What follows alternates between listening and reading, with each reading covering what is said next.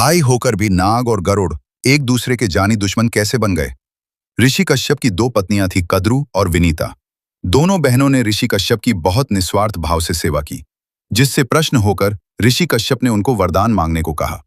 कद्रू ने 1000 नाग पुत्रों का वरदान मांगा। शेष नाग, वासुकी नाग और तक्षक जैसे नाग भी उन्हीं की संतान थे। कद्रू को विनीता से ईर्ष्या थी, तो इसी के चलते एक बार दोनों में शर्त लगी कि समुद्र मंथन से निकले घोड़े की पूंछ का रंग क्या है। विनीता ने कहा सफेद और कद्रू ने कहा काला। कद्रू को पता था कि वो शर्त हार जाएगी, इसलिए उसने अपने नाग पुत्रों को घोड़े की पूंछ पर लिपटने को कहा ताकि पूंछ काली दिखे। नागों ने अपनी मां के कहने पर छल किया और विनीता शर्त हार गई, जिसके उपरांत उसको कद्रू की दासी बनना पड़ा। जिसके बाद विनीता ने वरदान में केवल 2 पुत्र मांगे, लेकिन उनकी शर्त थी कि मेरे पुत्र भले ही संख्या में कम हो, लेकिन बल और तेज में कद्रू के 1000 पुत्रों से श्रेष्ठ होने चाहिए।